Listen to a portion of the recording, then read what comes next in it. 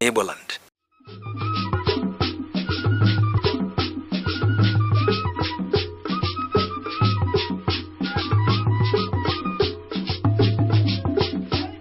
The musical soul of a people became a symbol of harmony, peace, and love.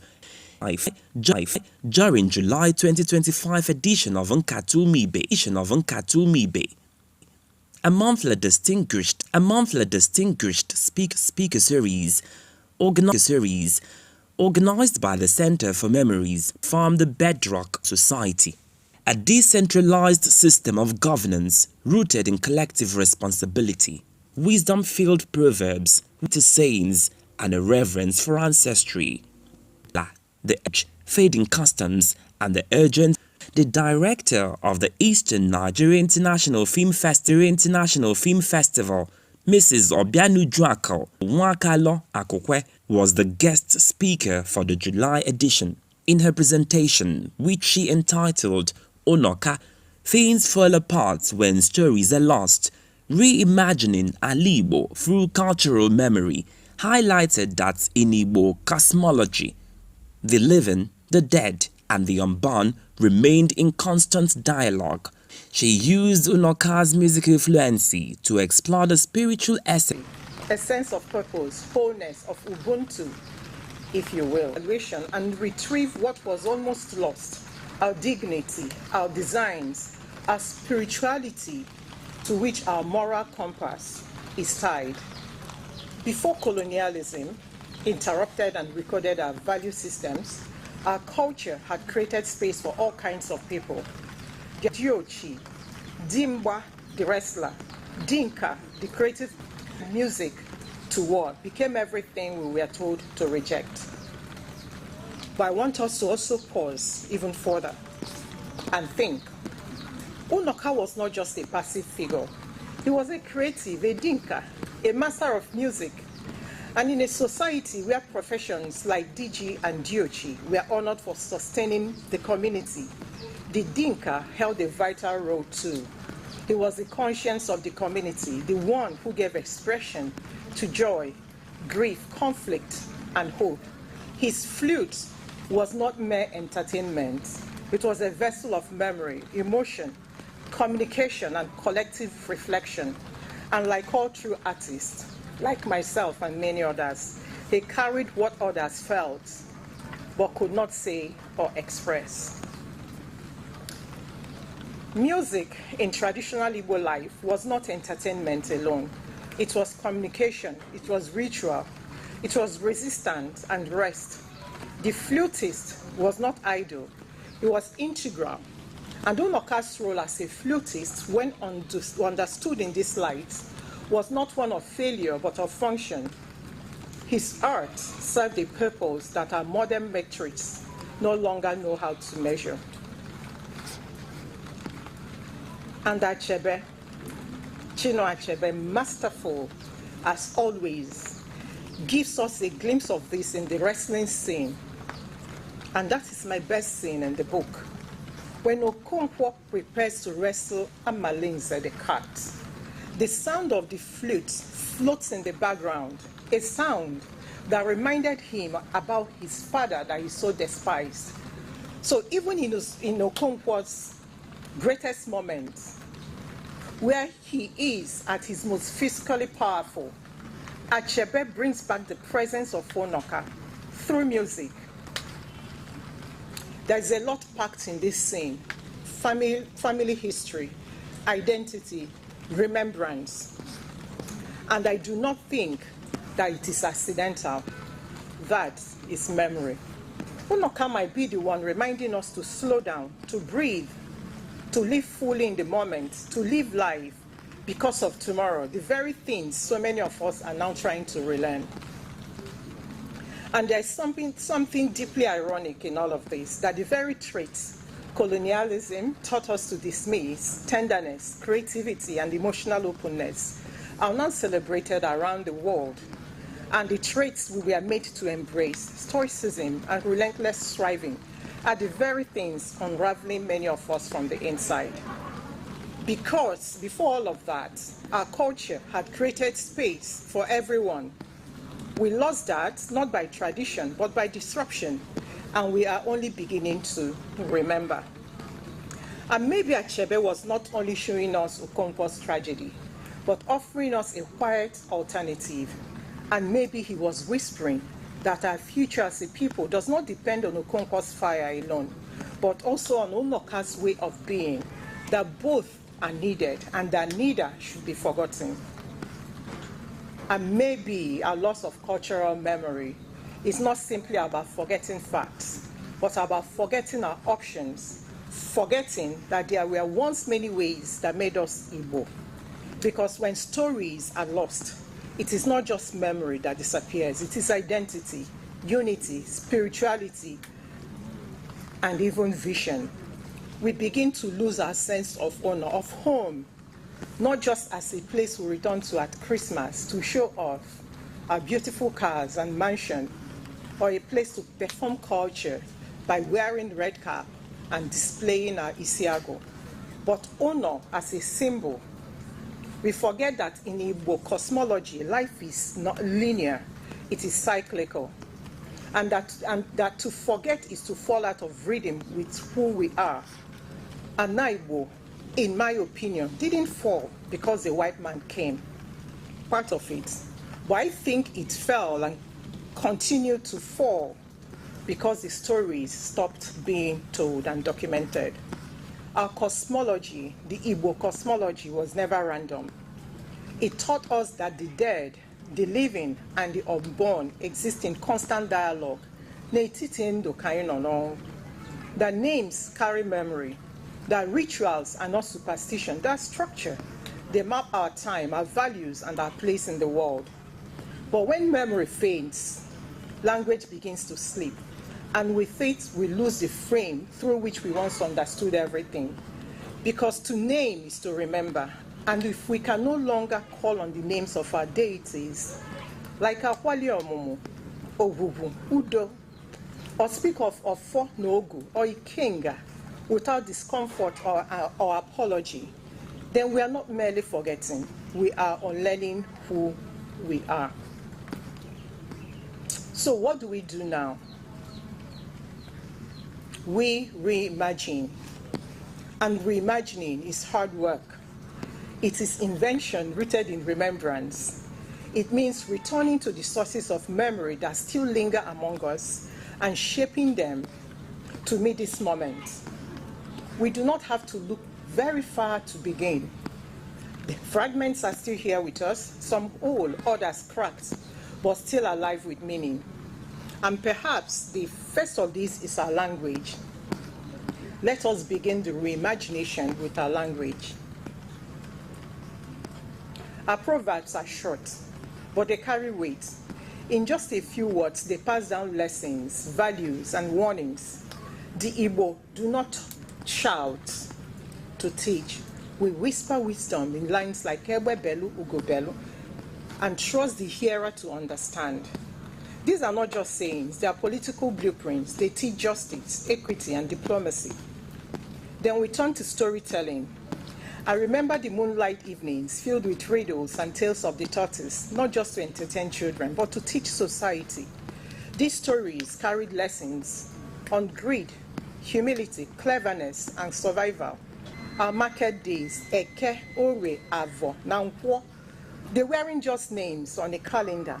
They shaped how we lived when we gathered, traded, rested, celebrated, and even buried our dead.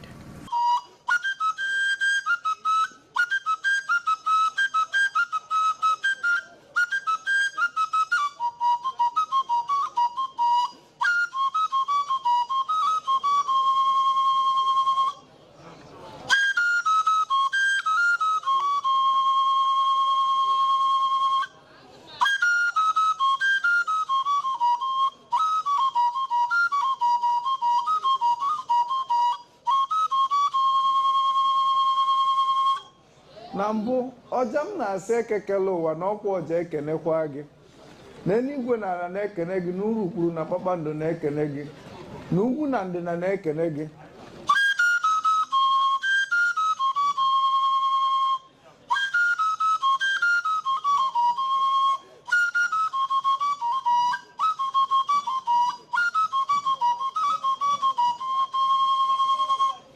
ọjamana ekenekwa ọka okwu gwara anyị okwu mmiri dolo edo na-asị mmiri dolo edo na ọ ya abalụ gị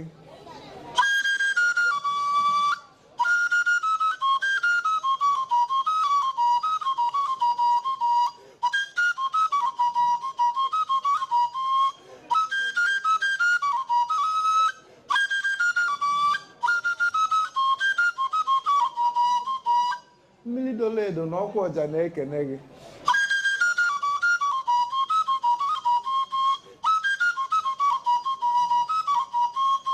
maka ka onye si eme ka ekwe si akpụ ya ka onye si eme ka ọja si akpụ ya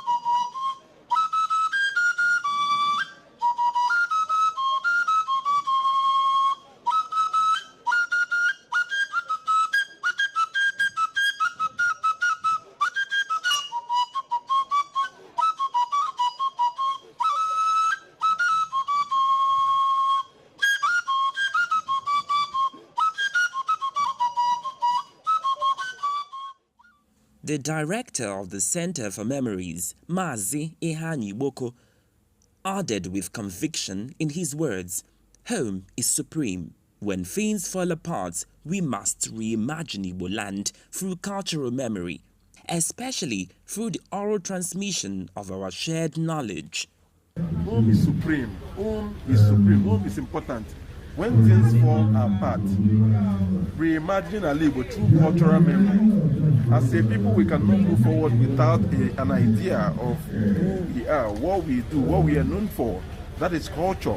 So we need to reignite our cultural memory to be able to transcend the now. Right? We need to begin to look at where we are coming from to be able to project into the future. So it's a very important conversation for a people, our people. So there's no better time than now to have this conversation. Already, the reawakening spirit is heightened. The core remains clear, and that is, tell the story, hold the memory, and pass the cultural legacy of Ndi Igbo. Jideofor Ebuche, Aneke TV.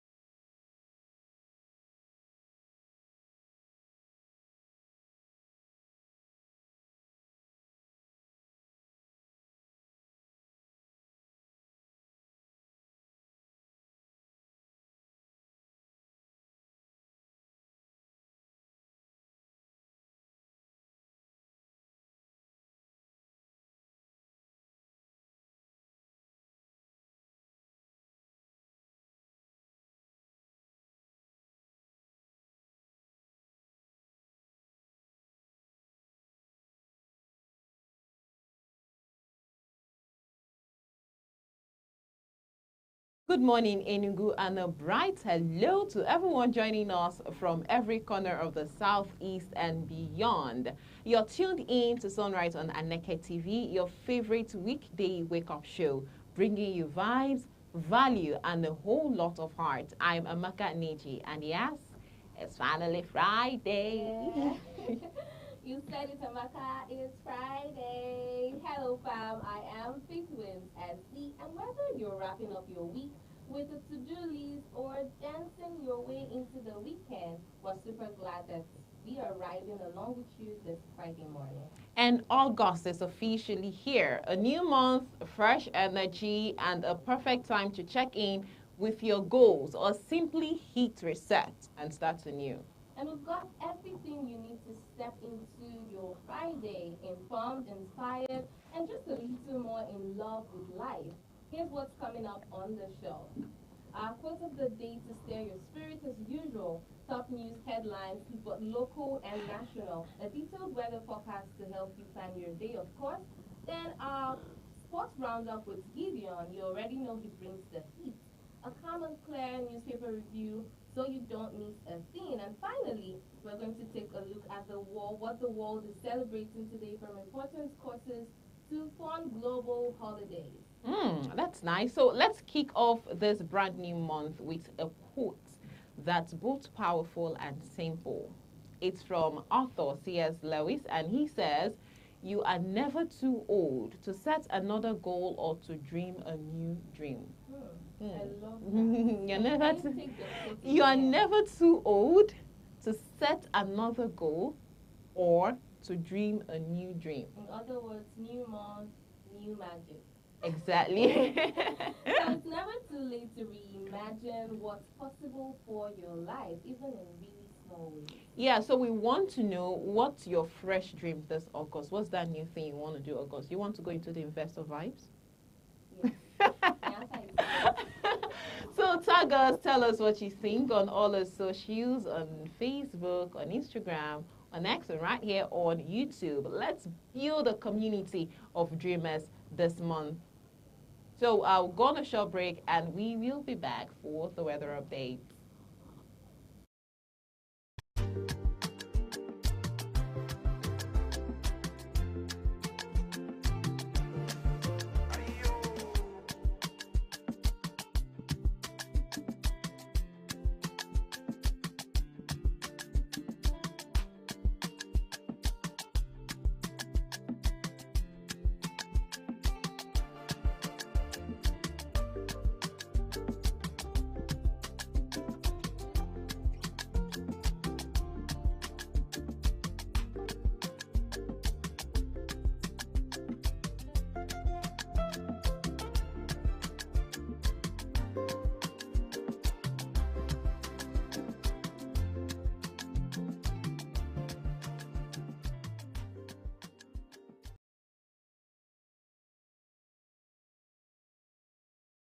Sunrise on Aneke TV. Let's see what the weather says across the southeast Nigeria today.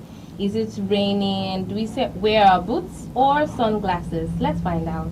For Enugu, Enugu is waking up to partly cloudy skies with occasional sunshine throughout the day. No rain expected till late evening, and temperatures will stay between 24 and 30 degrees Celsius. And moving over to Oka, Oka's got a fair mix today, warm and mostly sunny till about 4 p.m. Then slight chances of a late afternoon drizzle, temperatures peaking at 29 degrees Celsius. Abakaliki stays dry most of the day with light cloud cover. A breezy 26 to 28 degrees Celsius range. Perfect weather for errands or catching up with friends. I mean, it's Friday. Of course. And moving over to where we might see patchy light rain by midday, but nothing heavy though. Then temperatures will swing between 23 and 27 degrees Celsius. Light fabrics and comfy shoes will do. My hair's forecast shows gentle morning sunshine and a chance of light showers in the evening. Temperatures range from 25 to 29 degrees Celsius. So overall, it's a fair weather Friday as we see. Keep a light umbrella close for sure and stay hydrated. We'll go on a short break now, and when we return, we will be joining, or Gideon will be joining us right here to bring us the heat from the world of sports. Stay connected.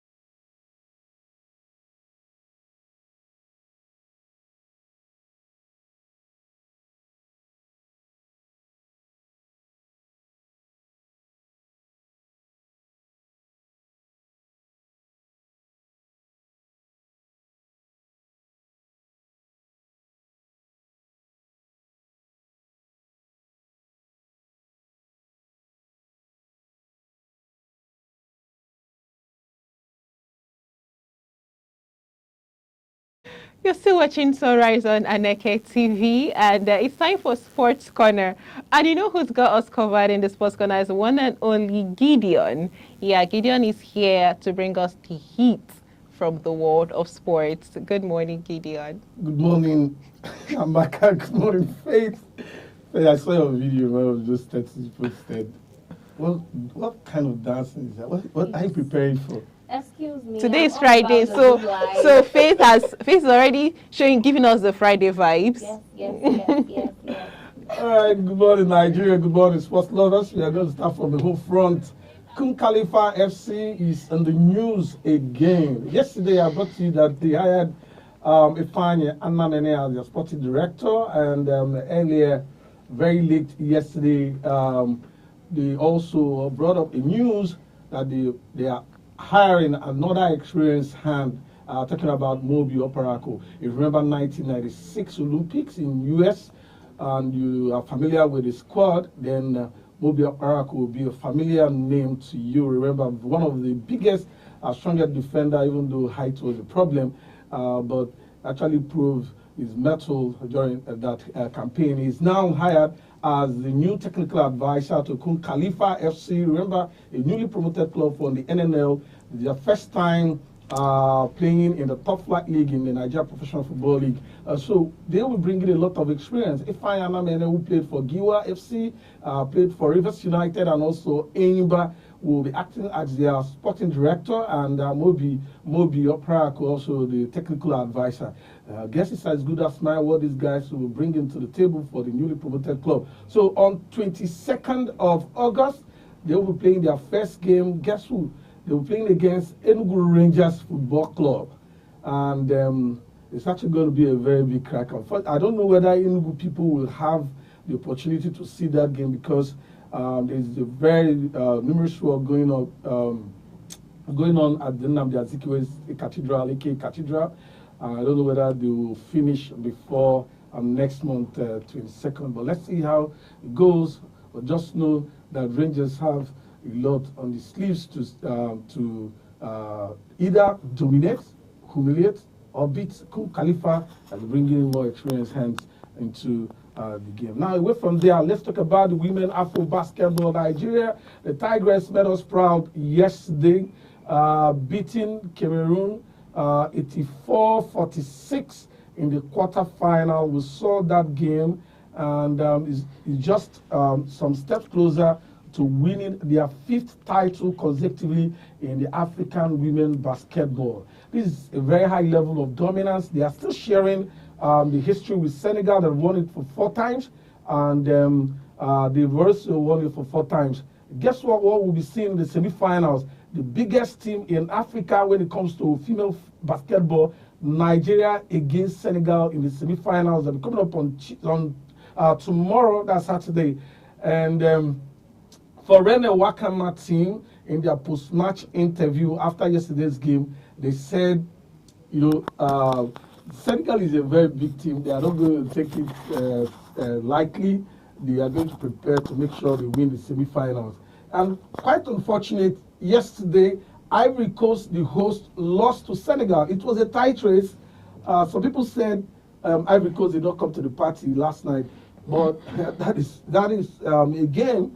Most times you might host, but you might not be the winner. So Senegal has progressed to the semi-finals, and they'll be playing against Nigeria, the Tigress, in the semi-finals come Saturday. And then in other quarterfinals also played, very surprisingly, Mali defeated Mozambique 86-68 against our prediction.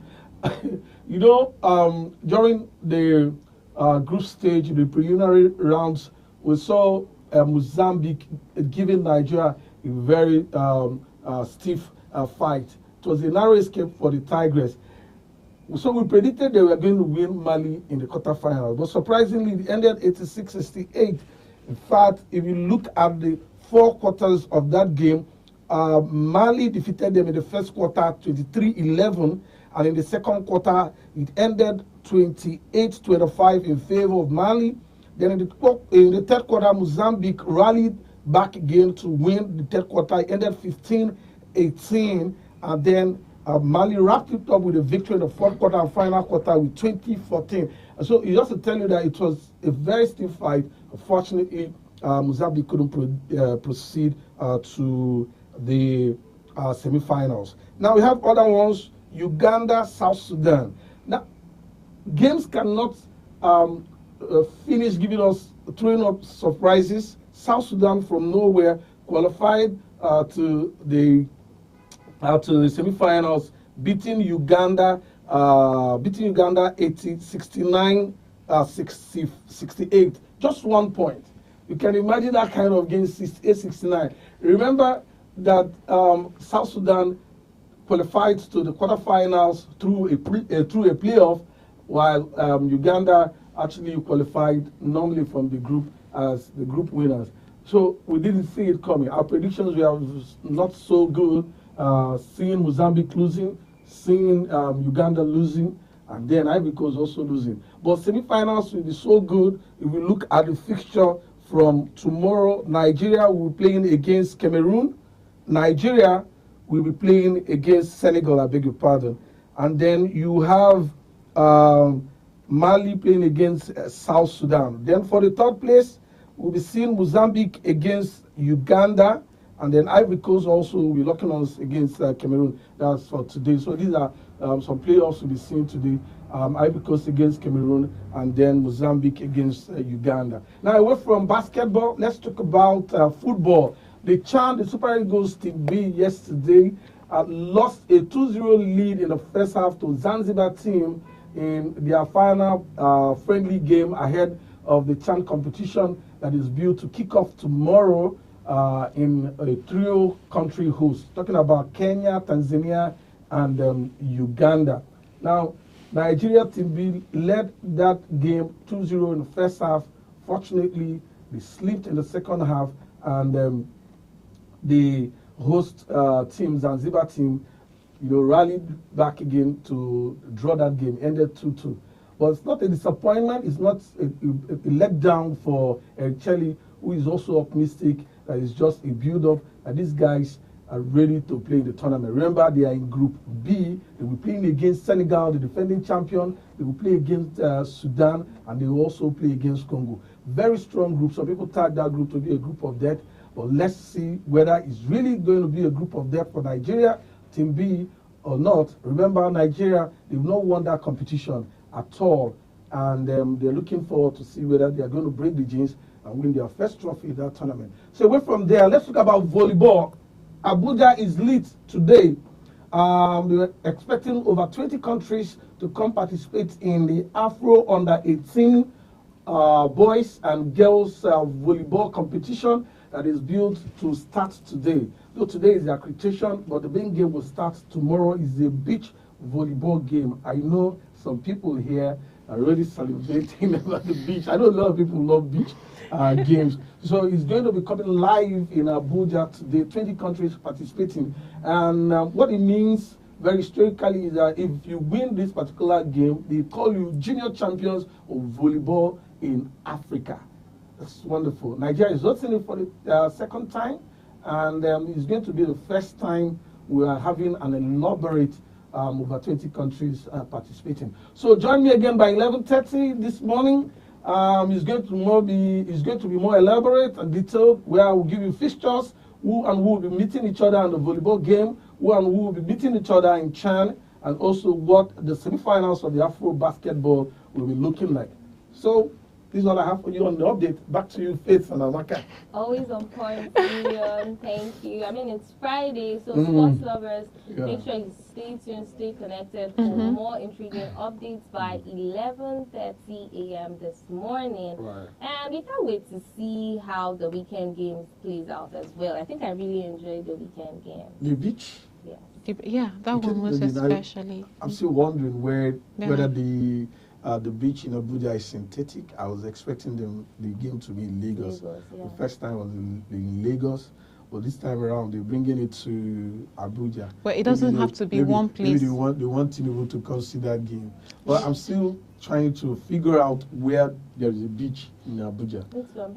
I'm trying to figure out where the beach. Water park. Whether it's going to be just a synthetic sand game. It's going to just be a sand game.